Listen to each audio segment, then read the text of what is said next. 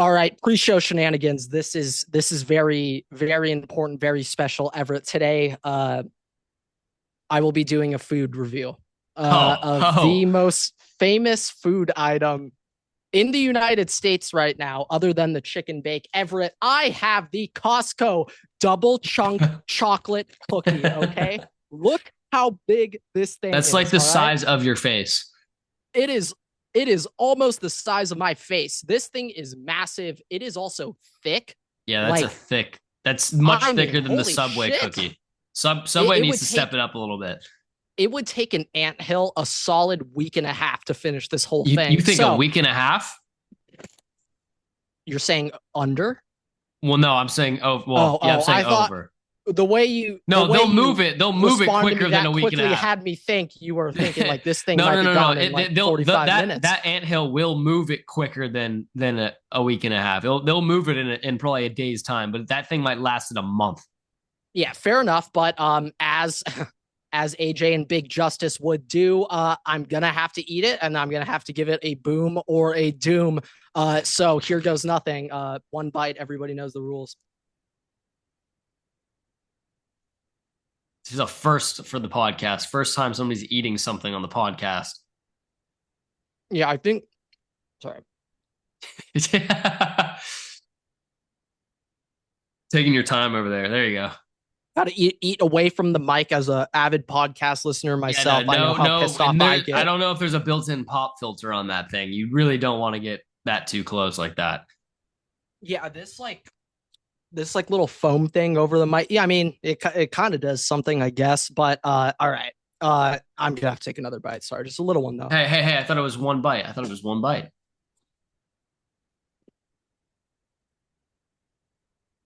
I'm assuming that means it's good if you're taking a second bite, or you just really wanted to get the chocolate. Everett, my official review, my official score is in. Everett, I'm giving the double chunk chocolate cookie a boom, boom, boom, triple boom. Triple boom, not Not quadruple quadruple boom, boom. not quadruple boom though. Triple boom, triple boom. I will have to say, objectively speaking, the $1.50 Costco hot dog, I think it's the only item at Costco that receives the quadruple boom because of price. I'm not sure if he's still CEO of Costco. Maybe it was just the initial founder, but he said to the new CEO of Costco, if you ever raise the prices of the hot dog, I'm taking my company back, or something along those So, lines. some kind of threat. Some threat where if you raise these hot dog prices, I will have blood on your blood on my hands. So yeah, no, that gets a triple boom.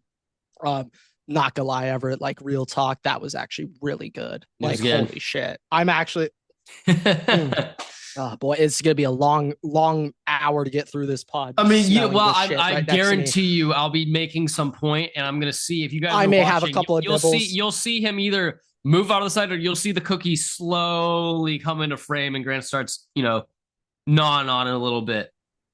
Yeah, just while we're on the topic of the Costco verse, how has Costco not done there? They don't do commercials. There's gonna be a Super Bowl Super Bowl commercial with them. There's gonna be one with Big Justice and AJ. Not. I thought you said just 100%. Big Justice, no AJ. I was like, dang. Oh, sorry. I apologize. I'm deeply sorry. I forgot to mention the Rizzler. So I saw this funny I'm thing, sorry. by the way. So you've seen the movie. I think You've seen the movie. I think I know where you're about to go with this, Yeah. but You've seen the movie Cloudy with a Chance of Meatballs, right? of course, who So I was about to say who hasn't, but I feel like there's a ton of people. I guarantee like, you the unnamed intern has haven't. also not seen it. We're gonna have to discuss. Yeah, no, I no guarantee he has not seen it. Classic, all-time classic though. But there is a character in the movie. I don't remember what his name is, but I don't he's think like I can name a single character's name. I definitely movie. can't. I definitely can't.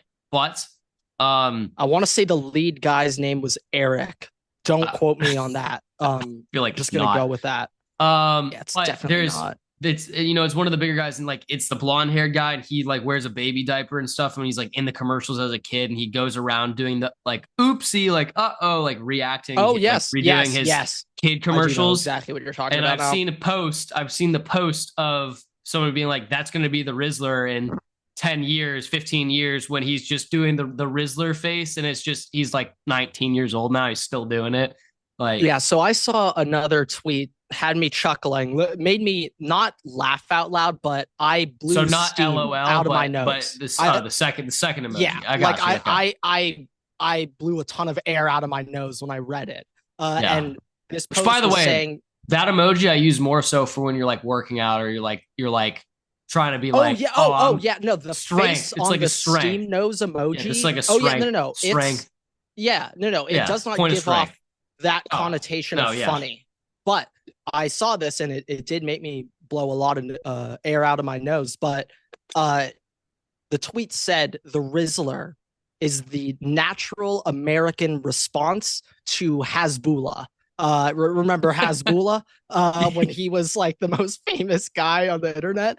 The Rizzler is just the American response to Hasbulla. A 6-year-old kid that just eats candy. Hasbulla's like 22. I will say, but the Rizzler, no, he is. But one of the better memes to come out of 2024 was when AJ or Big Justice turned around and like he said the Rizzler's actual name, and the Rizzler. He leaked government name. How do you leak government name, dude? Like, are you? All I know is the Rizzler's actual parents were real pissed at AJ after that day. Oh, real 100%. mad.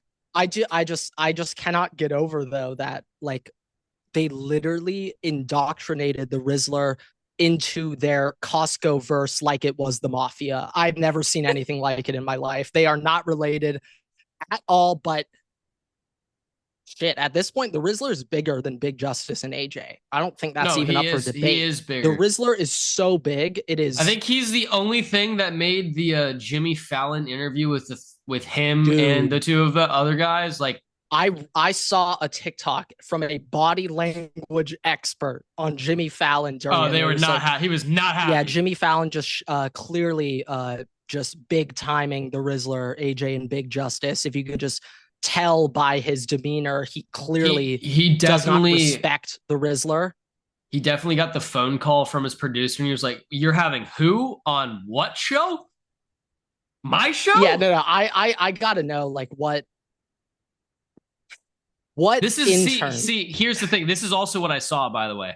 If Ellen was still around now, Big Justice and AJ would have been out of the spot. Like they would have been out of the spotlight about a year ago at this point in time. They would have had their time on the show gone. Yeah, now that I really think like Ellen killed Sam Daniel. With Hawk Tua. That she would have been No, by the way, no issue still with the missing. crypto coins. Well, by the way, still missing. She's definitely in like Guatemala right now. Like we do not know where Hawk Tua is. I mean, not here. It's startling. I feel bad for her investors. Hashtag. Wait, no, not hashtag. Money sign. Was it Hawk? I think money sign Tua. What? It's got to be Hawk. We're not verifying this. I don't know. Hawk, but she's definitely in Argentina right now.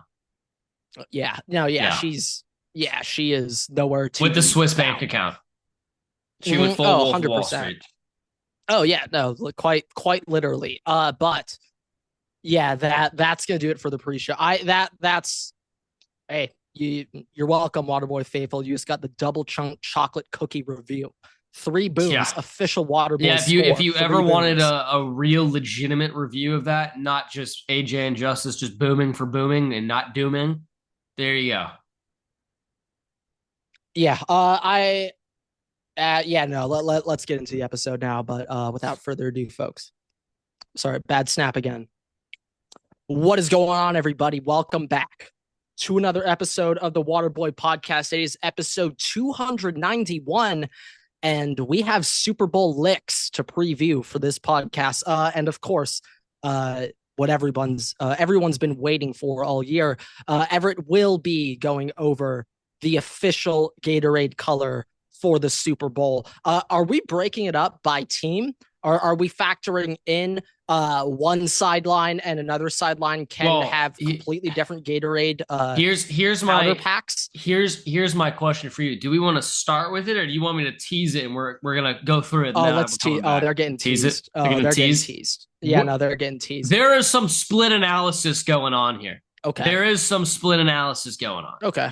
Okay, and it's as expected when it comes to Gatorade color. I will just say real quick when I visited you last year in Mardi Gras, and we were sitting there watching the Super Bowl with your boys, and one of them just like, did Everett go over his fucking Gatorade color again? I was like, oh, it's lore here too. Good, good. It has spread everywhere. We're it's on a conquest. Oh yeah, no, that got me excited though. But yeah, no, this Super Bowl, I've already accepted. Yeah. I think I accepted like preseason week 2. They're gonna three-peat. No, we have legitimately been saying this since before the season started that they were gonna three-peat. And I mean, maybe the recap Super Bowl pod from last year, I sat there literally just like, oh my god, we might need. I think for next episode, chance. I think next episode we need to listen to it to see what we said. I'll check, especially if they win. But yeah.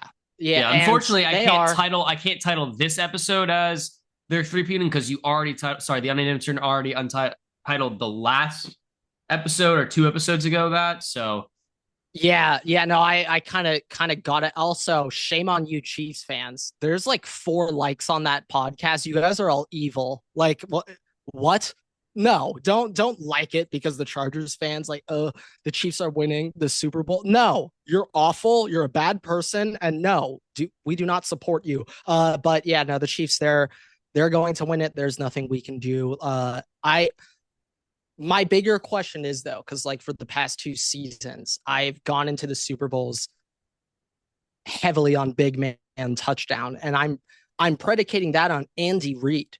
But recent Andy Reid doesn't quite whip out those Ben Johnson 6 linemen little pop passes. That's now a Ben Johnson thing. So am I wrong? Well, he doesn't have those athletic tackles. That's what you need for that, though. Dan Skipper reporting. Yeah, Jawan Taylor quite literally is incapable of running a 2-yard hitch. So, like, you think Jawan Taylor could also throw a football? Probably not. Like Jordan Mailata, I would trust him with the ball based on his rugby past. 100%. I would trust him over many NFL. What if we saw an Eagles jet sweep, but the jet sweep was to Jordan Mailata? Nick Sirianni will be fired after the game if that happens. What if they win? Yeah, What if it's their Philly and it's just Jordan Mailata running based on Dougie P getting ran out of town like 2 years or a year after winning the Super Bowl? I'm not sure how big of a window that buys them. Ironically, the Eagles they do not care if you won something in the past. They're like, no, you're they do not care at out. all. Yeah. To a degree you have to respect it. Just to a degree you have to. This is the one time ever in your life that you're rooting for the Eagles? Well, I'm still losing for both. I'm losing. I'm rooting for both teams to lose. I wish we could have a tie. This is the one time I actually wish that they did not fix the you're actually completely situation. Fair saying that because we didn't talk about this earlier, but over the weekend I caught a glimpse of the Pro Bowl games, and real quick, dude, Sam Darnold was electric. They were just thrown against targets, but bro, Darnold, he can sling it. Not under pressure. Not under pressure. But going back to those Pro Bowl games, Russell Wilson even said himself, they asked Russ, who do you want to win the Super Bowl? And he said, I hope both teams lose and they don't play the game. So you're completely fine in saying that. You're completely warranted. You're allowed to share that opinion. Yeah, I guess I am cheering for the Eagles. That makes me want to vomit. I would like to say I'm cheering for the Eagles, but I'm cheering against Eagles fans, if that makes sense. Okay. Yes. Like, this was another thing I was listening to recently, and it was from Big Cat, and I don't know if I fully agree with it, but what you just said with the fans, it might have picked me up, but Big Cat was just saying the Eagles themselves, other than the tush push, aren't like that hateable of a team. but it's their fans that Nick Sirianni is very hateable. Let's clarify that. Okay, is Nick Sirianni more so hateable, or is it like Ryan Day? Let me just remind you. Fun of him. No, let me remind you of him doing like the crying shit. Oh no, I'll never forget when he cried before the. No, I'm not talking about that. I'm saying when he won and then rubbed it in. To the Chiefs. Was it the Chiefs or the Colts face when they fired Frank Reich? I'm specifically remembering Eagles going to Arrowhead. I think last season they beat them in Arrowhead, and then walking through the tunnel, Sirianni was shit talking all the Chiefs. Well, there's that, and there's the video of Sirianni doing like the eagle like flying motion on the sideline. Okay. Yeah. Okay. Now that you've reminded me, I would say Nick Sirianni has done more to warrant the hate than Ryan Day did, but.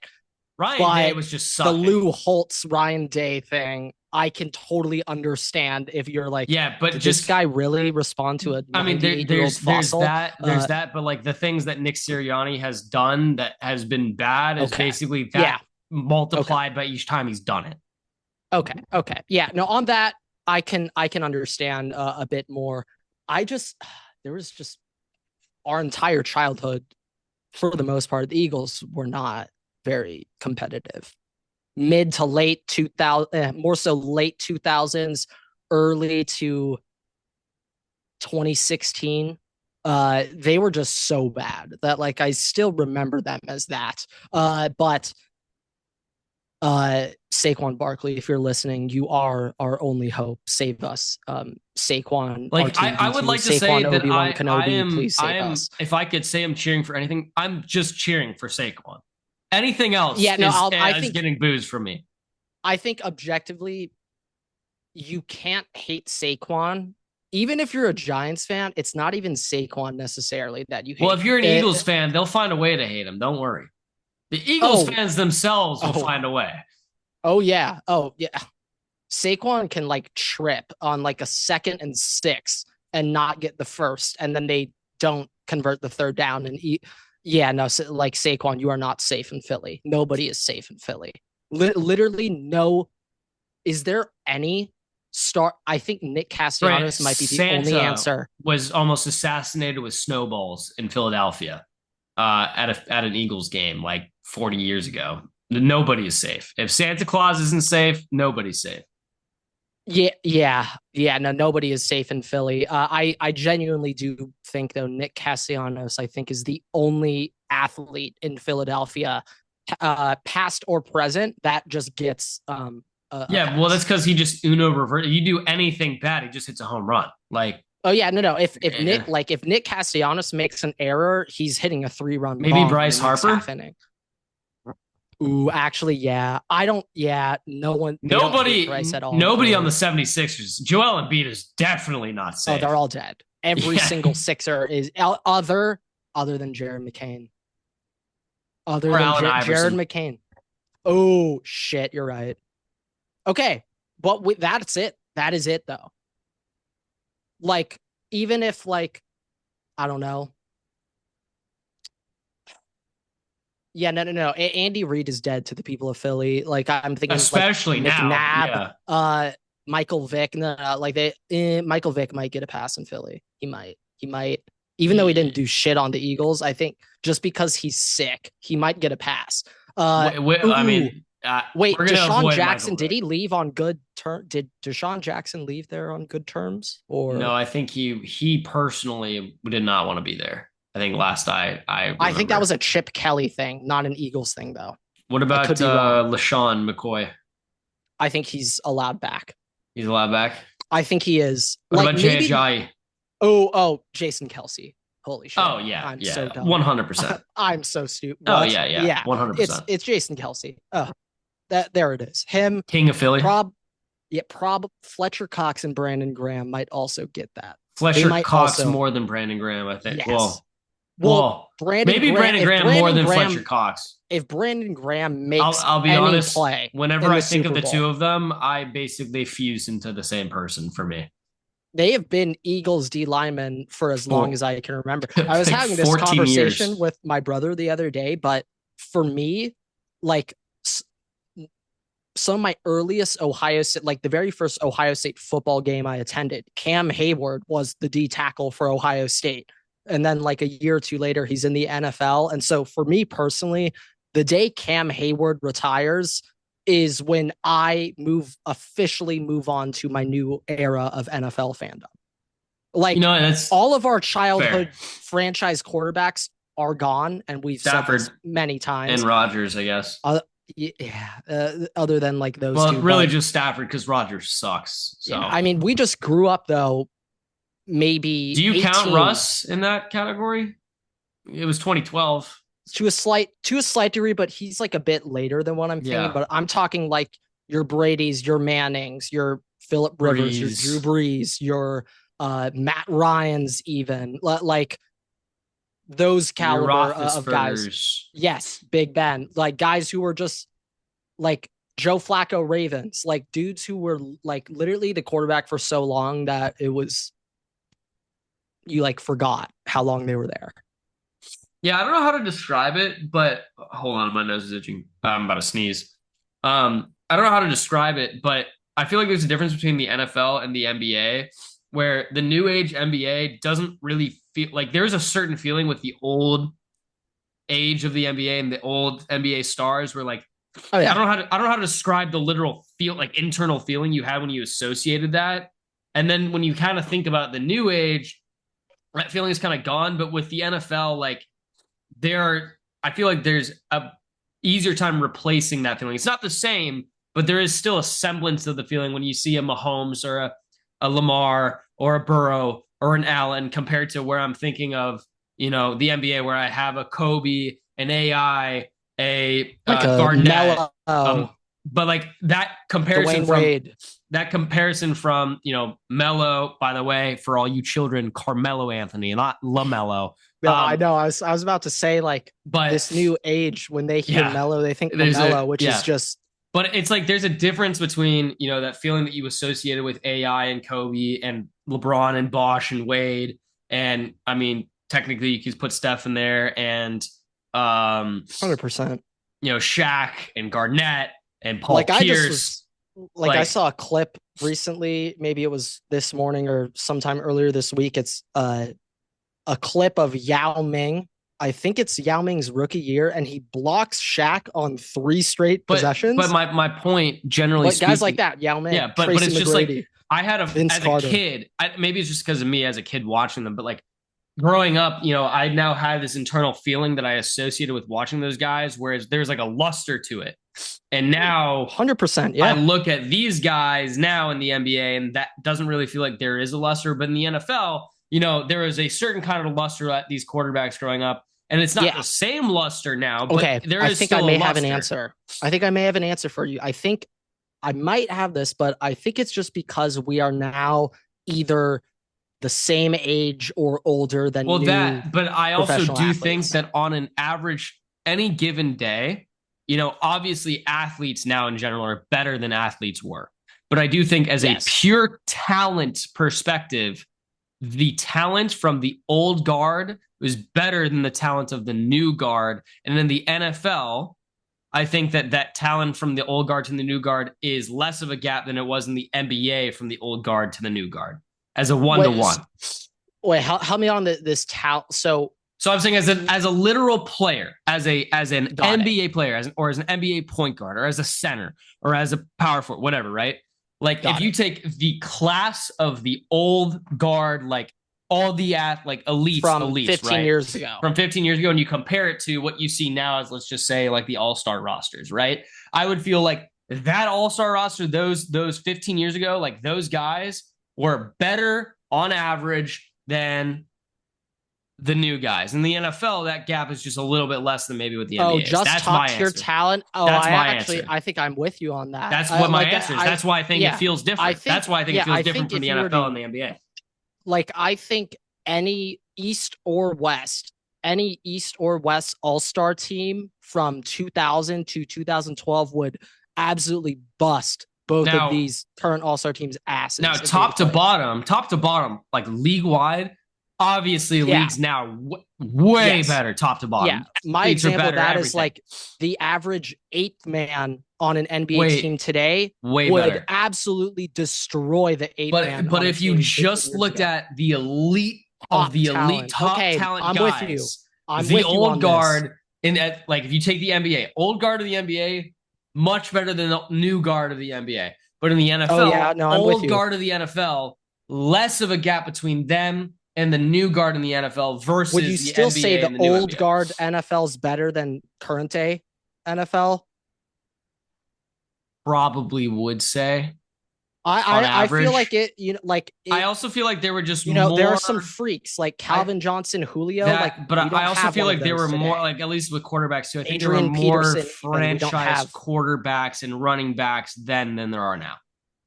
Oh, 100%. And we have one person to thank for that. Thank you, Patrick Mahomes, for ruining the timeline of quarterbacks. So and Le'Veon Bell, by the way. Oh yeah, also, no, Le'Veon Bell ensured that running backs will never get paid. Saquon's trying to fix that right now.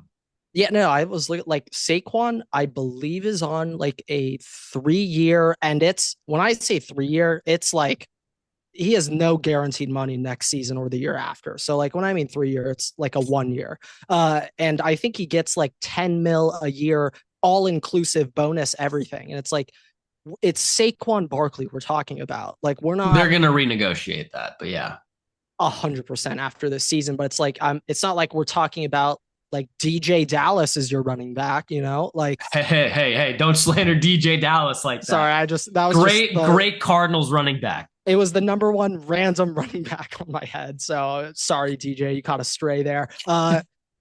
But I actually think I'm gonna like NBA specifically. I think I am with you on that. Like that's just why I think I like, and I would have enjoyed watching the NBA more as a kid than I enjoy watching now. It's just like I also just feel like every NBA team growing up had a superstar except the Charlotte Bobcats. I swear, every single team had a star. Also, I'm glad there's going to be a lot of people confused right now by you saying Charlotte Bobcats. By the way, I know, no, like literally, like recently I saw it. Like it was some clip where someone had a Montreal Expos hat on, and for me and you, the Montreal Expos is. Like we knew that was a team, but we don't know anything about them at all, like history, like lore wise, like so like yeah, I mean shit, when the Las Vegas A's they're gonna keep the A's, so I guess it's slightly different than when you full rebrand. Yeah, the homeless team right now. Like New Orleans Hornets, in 30 years, if you just said that to a 20-year-old, they'd be like, what are you? Yeah, there are some Hornets like in New Orleans, sure. Like, what are you referring to? No, but I mean, yeah, it's just we're gonna be exposing ourselves as Zoomers in 40 years. Oh no, that's I don't like term that term for us. I don't like that term. It's I know it seems that's yucky. Like really derogatory. I mean, I feel like I'm insulted that like I didn't start. I grew up with flip phones. Upset. I grew up with flip phones and a Game Boy. While you just brought up flip phones, I saw an Andrew Luck clip the other day. Do you know that Andrew Luck did not get a smartphone until he had his first so he's child? Like Stetson Bennett. I think Stetson is on a flip phone because Stetson has a tendency to get a little wild. Andrew Luck had a flip phone because he like literally just said like, old head. I just don't like feel the need to have like be on the internet. I mean, all the time. Look, he only got it for the camera to take pictures of his kids. This is separation between what Zoomers are and what Zoomers should be. Grant, we grew up with brick breaker hours. Throwing back to that clip. If you grew up playing Brick Breaker, BlackBerry Brick Breaker toilet hours, we need those lifetime stats. No, if that's the case, you cannot be categorized as a Zoom like that. That's insulting. Oh yeah, no, like I literally am offended hearing. Yeah, no, I'm offended for the fact that you even brought that up, that you even said that term. I'm personally aggravated. Yeah, I'm now just thinking like I don't know if there's any generation that likes their millennials love that they're called Millennials millennials. love. They love that they're called millennials. Okay. All right, that is true. Yeah. Never mind. Yeah. But what is that? Is it Gen Z after that? Is that technically where we're at? For us, or are you saying like right after millennials? Right after like the next thing after millennials. Is that us? Gen X, you mean? No, not Gen I'm Z? saying going forward in time to we're like Gen Z. Yeah, okay. So millennials then Gen Z. Well, we are actually in the Black Eyed Peas generation. Thank you. Yes. But yeah. Yeah. Yeah, but the Super Bowl,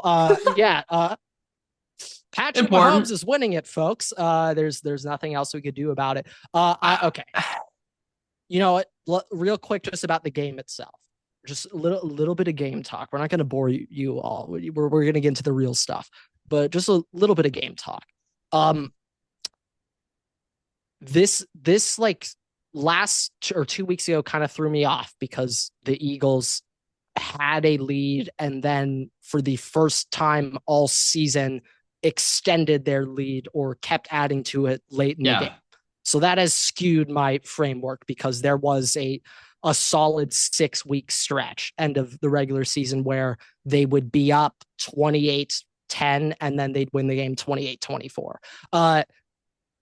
But with that in mind, it's kind of skewed me, but this just seems like a game that the Chiefs can always be in it no matter what.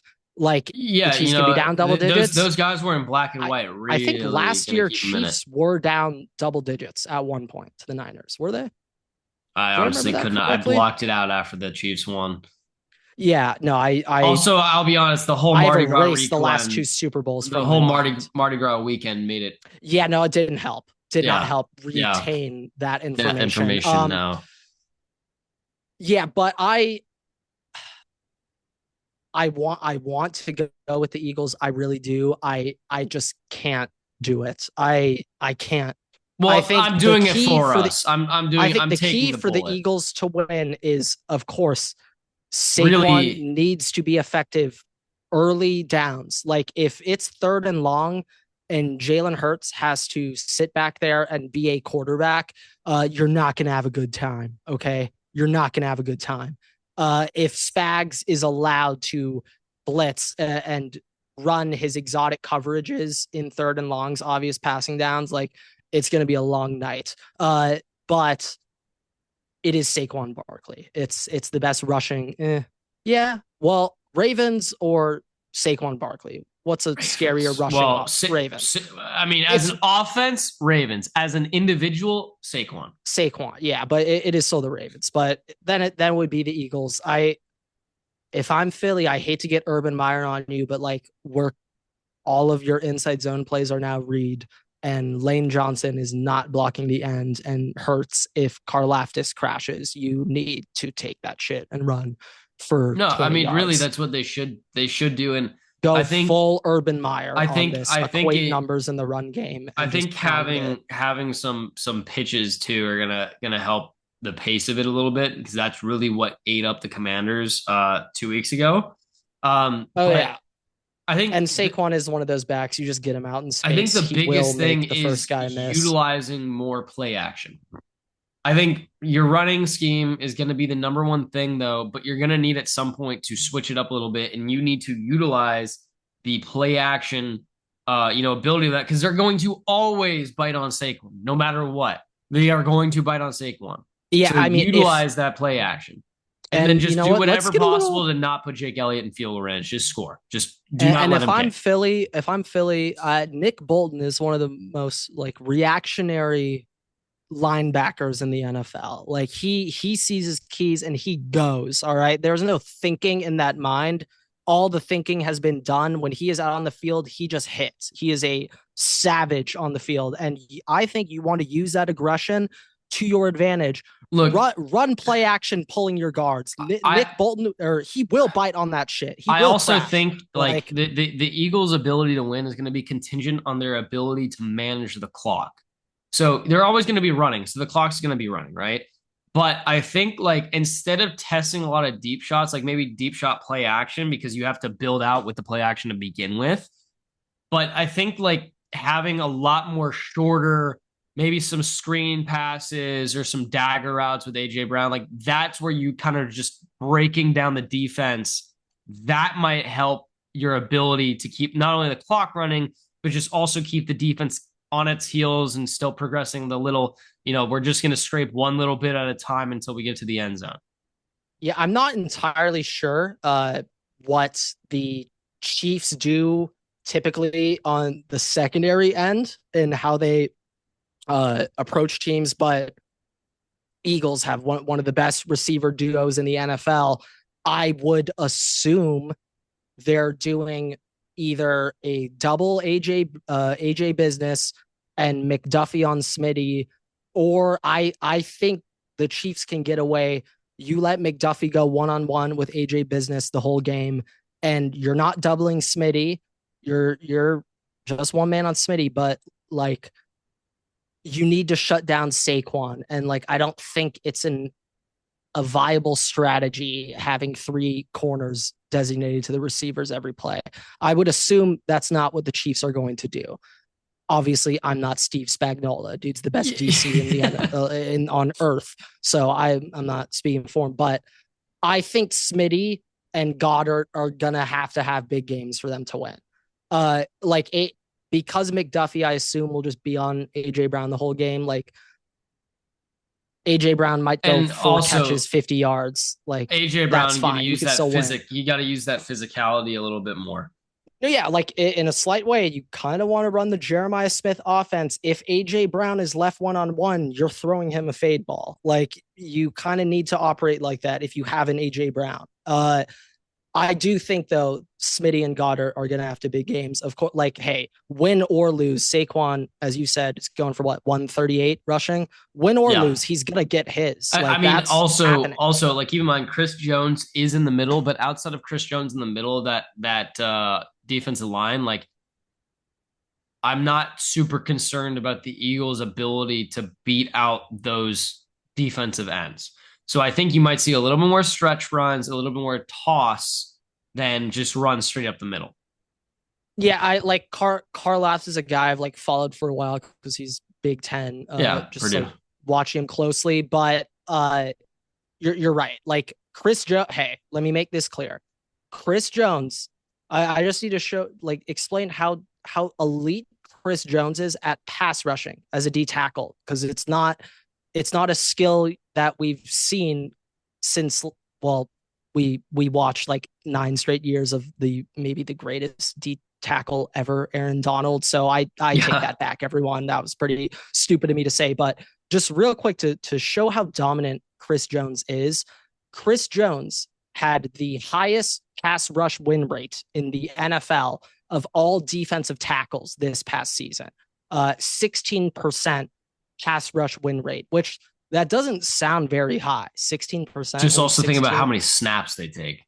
Yeah. So this is over 214 passing snaps that he played, but Chris Jones was also the most double teamed D tackle in same stats at 70%. So 70% of pass plays, he's double teamed. So guard center, you get Chris Jones. The next highest of the ranked guys that are like actually doing something is 62%. And that belongs to Calais Campbell, who's a pretty big boy himself. But Chris Jones it's a certain type of skill set you get from your D tackle. He creates pressure as a tackle. He's like the most irreplaceable player in the NFL in my eyes, because he is the only defensive tackle that can do that. At least other positions, you can find someone that may be able to slightly replicate it. Chris Jones is one of one in this league. There is no other Chris Jones when it comes to pass rushing. Jalen Carter is an absolute animal in his own right, but it's more so stopping. Chris Jones, though, Chris Jones is a one of one, and if there's a slight concern with the Eagles, Dickerson and Juergens have been banged up a little bit here. Yeah, I think Juergens 2 weeks ago. I Juergens had a back issue. Yeah, but like I'm pretty sure like that's a very bad back. Like it's not like a little band-aid wound. Like it's a bad injury that he probably shouldn't be playing right now, but they are banged up on the interior. Which unfortunately is the Chiefs' strong suit of the D-line. It's the strength of their, I would say, well, Patrick Mahomes. Other than Patrick Mahomes, like Chris Jones is the biggest X factor on that whole team in terms of the problems he creates for the other team. Just Chris Jones on the field screws up everything. Like if you're the Eagles, like we're not running blast up the B gap right to Chris Jones. That's cut from the playbook. Certain runs are void, but you are right on those stretch outside runs. Yeah, like we're gonna want to get Saquon, get a little momentum on him, a bit like the Derrick Henry conundrum, where really, really tall legs, long strides, you got to get him warmed up. If he's not rolling, he's not going to run through anybody. Maybe a little bit with Saquon there. But got anything else? Any game specific preview predictions? I'm still going Chiefs. Am I going to have an updated score? Have I swayed you at all? No, I'm sticking with my weird one with like 26 for the Chiefs. I think I said 27-23. I think that was my projected score. Or maybe it was 28-23. It might have been 28-23. Yeah, and Twitter, famous Eagles fan, Mr. Barry M on Twitter has officially said the Eagles must score 4 touchdowns in this game to beat the Chiefs. Do you agree? Do you think they could win with under 20? That's what my score would be if it was 28, is 4 touchdowns. I thought you just said it was 27. Well, either way, it'd still be 4 touchdowns. 27 could be 3 and 2 field goals, though. Would account for a touchdown, just a missed extra point. Well, no, they'd only have 3. Well, no, Barry's not saying 28 points. He's saying 4 touchdowns. He's not saying point. He's saying, I need 4 touchdowns. I need 4 drives where Spags is sitting there like, I just gave up a touchdown. 4 of those. I would say no, because if you want to make, if I did say 27, then you can make the argument with 2 field goals. But I mean, I think either way, they're probably scoring 4 touchdowns. I think what Barry's getting at here is that the Chiefs will score. The Chiefs will score 28 points. I think. Yeah, I have them scoring 23 right now, but. It's just I've seen it too many times. Like literally, just since starting this podcast, I've seen it too many times. If Mahomes has the ball in a 1-score game with 30 seconds or more on the clock, it's over.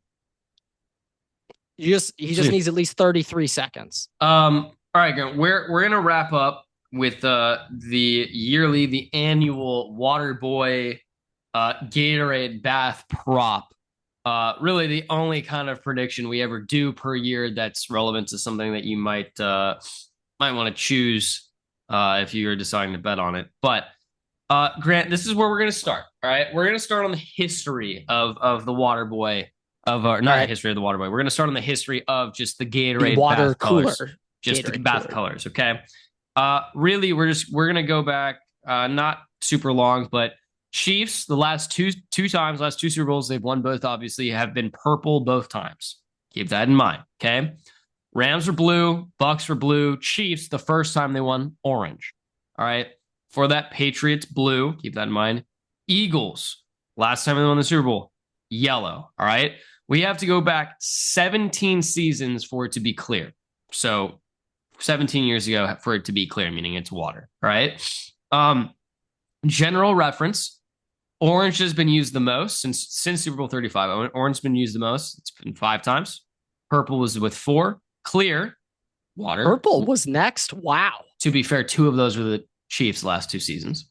Clear, meaning water, 4 times. So tied for second place with purple, and blue also 4 times. Yellow, 3 times, and none has been 4 times.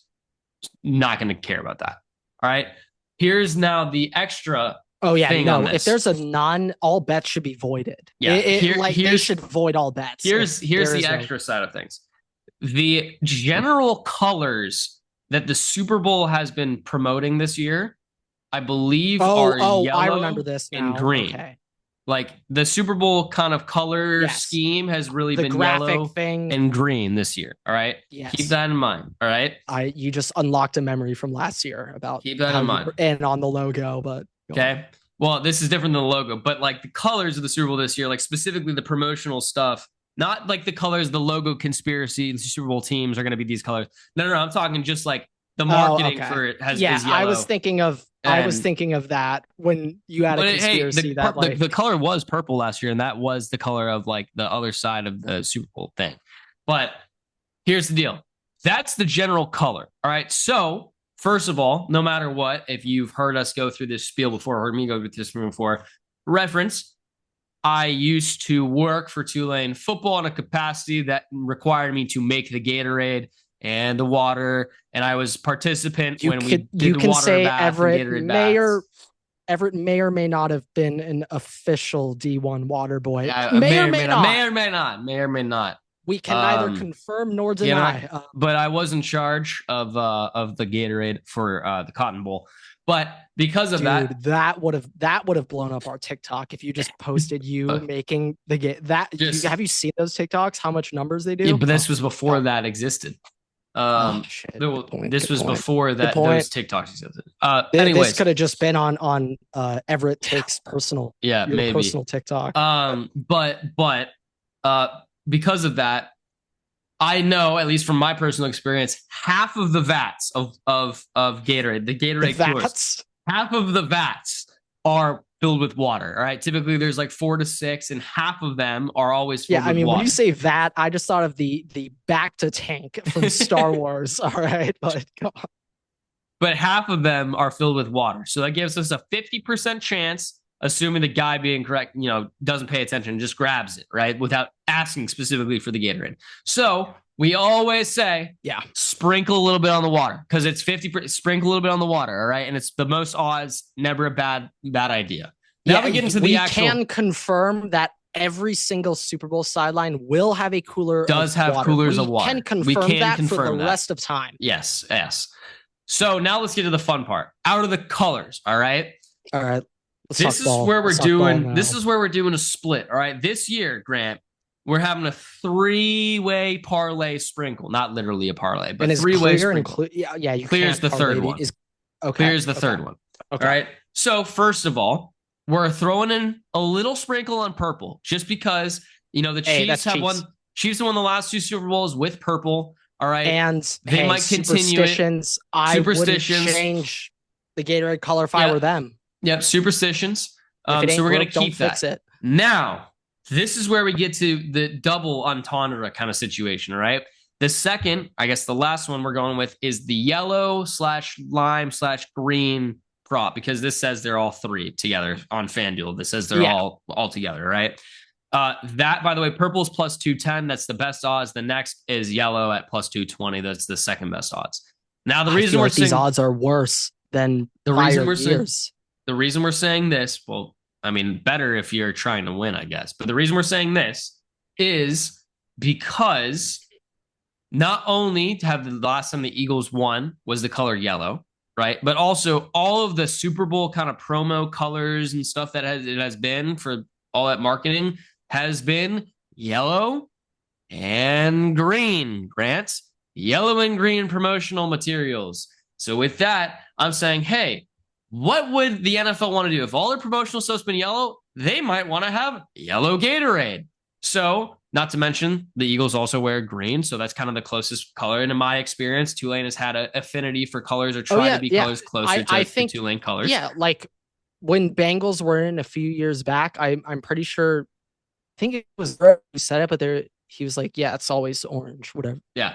Always, so my guess, my that would suck if you're a red team and you have to have fruit punch. You're like, ugh. I have so much mucus in my throat. I think they might go with orange. I'll be honest, when they do that, like they're like close enough. But also, in my experience in the past, there have been certain colors you have not been able to use if they didn't make bags of it because you couldn't put it together. You know what? Let's go over that again. That's kind of fallen out of faith a little bit because maybe Gatorade's different than Powerade, and they use Gatorade, obviously, but that was more specific with Powerade. Oh, shoot. Okay. So I can't really say that applies here, but I do think, based on everything, I'm feeling a little water, a little purple, and a little yellow/green because that's a combo. Do you have one color that you... I feel like off the information you just presented me, it's going to be purple. The Chiefs are going to win the Super Bowl, and it's going to be purple. That's the info that I just deduced. Are we ready to say that picking purple Gatorade color is a de facto Chiefs money line pick? Based on the last little bit, yes. We could always get hit with the curveball and they throw out the blue. They can throw out the blue because I don't know why. I'm not feeling orange the weekend this year. I can start feel blue. His whole set off. It is possible. I can't not start it with I can't feel my face. Anything is possible, folks. I would just say, and I will put it down now, the only color it will definitely not be is red. So we'll say it now. It will not be red. And if it is red, I mean, we already would have to talk about if I get it very wrong. But if it is red, I think we have to retire this. The segment can never go on. If I'm declaring it right now, it cannot be red. I think you kind of just answered my question when you were saying you know Powerade, but not Gatorade. But like, do you just know, like, if they're... Well, I remember you brought up that you weren't allowed to mix flavors. Is that a Powerade rule? A two-lane rule? It was a weird thing because when I was originally told player thing, like, don't mix the flavors. No. When I was originally told that was when I first started out, and like I was just told it, so I never questioned it. It might not be real, but it was like Powerade doesn't make bags of this flavor, so you can't make the color because if they see it, they're gonna be like, "What? Like that's not Powerade because we don't give you guys those bags." Got it. Okay. And that was more so we had blue and we had yellow, but they never gave us green. That'd be very funny if like we found out one of the teams using Powerade. It's like, wait, there's a green Powerade, and then Powerade has to make a statement. Now, as time went on, it was Gatorade. I started kind of disregarding that, but at one point I was told that. Okay. So yeah, I just... there's now I will also add every time sense. I've been at a very prolific facility, I have seen more of the Berry Blast or Riptide Rush Gatorade, called purple Riptide Rush, than I have seen of any other colored bag. Okay. Also, while you're just bringing this up, I found this out the other day and it blew my mind. Did you know Frost Glacier Freeze was invented in the late 90s? Really? Because I swear there was like a specific... You're gonna have to give me the color of that. I don't do light flavors. Blue. Light blue. Thank you. I thought though, like, I'm convinced when I was like 6, 7, or 8 years old, that was the first time in my life I saw a light blue Gatorade, and I was just under the impression that in our lifetimes we saw that like Frost Gatorade product. Well, I'm pretty sure that was incorrect. I think that the white one came out when we were kids. Okay. I think that one came out when we were kids. Light blue specifically, which in my opinion is just the best Gatorade flavor. Oh yeah, 100%. Light blue, Frost Glacier Freeze. But I found out that came out in like 96. Still pretty close. I was genuinely mind blown. Still pretty close. But I just thought it came out during our lives. I thought it was like a... What is it? Mandela effect? Like I bet you like the melon flavors and those ones came out during our lifetime though. There's no way. Those like had...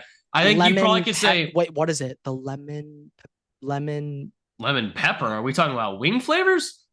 No, it's not lemon pepper. That's a crazy Gatorade flavor if that's out there. Lemon pepper would be crazy. Flavor where it's like... There's cucumber. It's yellow, but cucumber. Is that new? Do you know? There's no way cucumber's been around for more than like 8 years. It cannot be. Right, I have to look it up now. See when cucumber. Gatorade. Can you imagine you're an NFL team and you're getting ready for the Super Bowl and they give you your packs and it's cucumber flavored Gatorade? 2011. Yeah. Oh, yeah, no. Lemon pepino. mint cucumber Gatorade. It's officially known as lemon pepino. It's sold primarily in South America. Weird. Don't think it's sold in I've seen the cucumber US. flavors here. This is specifically mint cucumber, and on the bottle it says limon pepino. Yeah, no, yeah. I've seen that once or twice, but it's probably in LA.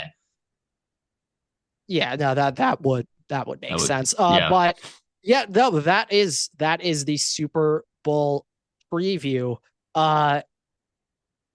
Yeah, I'm taking my very last look at these pass rush win rate charts and everything. Philadelphia Eagles, they rank top 10 in everything. The Kansas City Chiefs rank top 10 on the O-line, but on the D-line, Kansas City Chiefs are 19th and 21st in the NFL. So slightly below average, or a bit below average for both of their D lines. Chiefs got bailed out by Jurgens and Landon Dickerson being like, they literally just got bailed out of the one clear mismatch in this game. Now that's gone. So Chiefs, congratulations. I mean, should Steve Spagnuolo get Hall of Fame as DC, the only coordinator to be in the NFL Hall of Fame? I don't know what head coach NFL Hall of Fame in general. I'm just not quite aware of who gets in and not, but like head coaches, is Bill Belichick even in it yet? Like, no, not yet. Yeah. So yeah, like I have no idea. It's still, I believe the same duration applies to players as it does to coaches, like how long you need to wait. Yeah. Okay. Yeah. I'm just, I don't know. I think you also need to be officially retired, which I don't believe Belichick is. Yeah. Well, yeah. I mean, he is a head coach. Well, I don't know if that applies to like, I don't know if that applies to like all football or just specifically to the NFL. Like, you can still coach in college, but just have been retired from the NFL, and then the time starts. I don't know. But I also don't think he's retired from the NFL officially, so wouldn't know. Yeah. Last little things. Some Ohio State updates. Chip Kelly, $6 million a year. He got a 3x pay bump to become the Las Vegas Raiders offensive coordinator. And to that, I say, tip the cap, Chip. Tip the cap. If you were to tell me just any job on earth, I will give you a 3x pay raise, and you get, I don't know, 4 times as long of an off season. You're signing your name to that paper the second they say that. Okay. Chip Kelly, I don't blame him at all for a nanosecond. I will say though, a couple weeks back, like I think I was just texting to you. I don't think we record on the podcast, but I was floating out the idea of maybe Chip Kelly to the NFL as an OC. I mean, why not? And yep, no, that happened. But the things that I didn't expect, I don't know if we covered it last time. Oh yeah, no, we did cover Jim Knowles going to Penn State last time. But what was the surprising move for me of all this is Ohio State's O-line coach, Fry, who nice. You just completely cut out right there.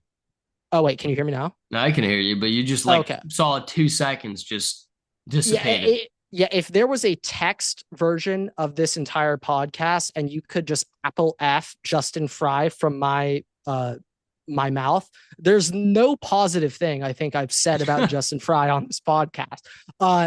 So I totally get why he's leaving. He will be the Chicago Bears O-line coach, I believe. No, that will be Dan Rochar from Tulane. Oh, shit. Where? Oh, he's going to the Cardinals with Paris Johnson. Justin Fry's going to the Cardinals, be their O-line coach. But yeah, no, considering that like before the Tennessee game, Ohio State fans were like this close to getting his address, not only posted, but about to make Twitter usernames his addresses and calling him like a terrorist to the great state of Ohio. He was very close to that before the Tennessee game. So I don't blame him at all for leaving at all. But the news that has come in, Everett, just an hour ago, like right when we started recording, Brian talking about who's OC? Yeah. Has been named offensive coordinator of Ohio State. DC hasn't been filled yet. But Brian Hartline will be OC. Ryan Day, in an interview earlier this week, said he does not plan on ever calling plays as head coach of Ohio State ever again. So he said he does not plan on retaking his offensive play calling duties, which he used to do for many years. So Ryan Day has said, like, I don't plan on calling plays ever again as head coach of Ohio State. So Brian Hartline is about to have his first experience in his life calling offensive plays this upcoming season. Which, based on what you said of last spring game, hopefully it goes better than that. Yeah, I mean, hey, Brian Hartline's done wonders for the wide receiver room at Ohio State. Everyone is well aware of that. I'll just be honest.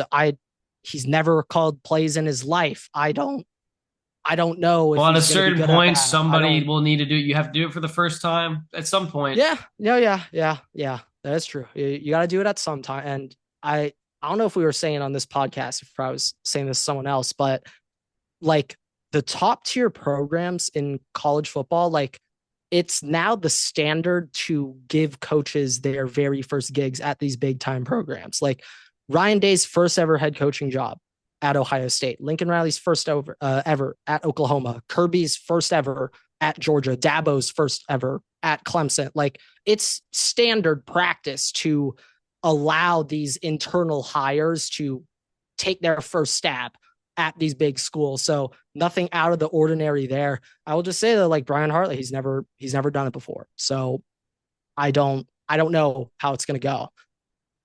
Like calling offensive plays just seems like a whole different skill set and like, I don't know, set of abilities you have to learn. You don't necessarily get being a position coach, but yeah, Brian Hartline, offensive coordinator. Yeah, and with that, we'll wrap up the episode here. So thank you guys so much for watching, listening, rate us 5 stars. You can find us on Spotify, YouTube, TikTok, Twitter, and on Instagram at Waterboy. You can follow me and Grant on Twitter at Everett6 and at Waterboy Grant. We post new episodes every week on YouTube and all podcast platforms. So make sure to check us out there. So a single episode. We also post exclusive content on TikTok and on Instagram. So check us out there as well. With that, we'll see you guys in the next episode.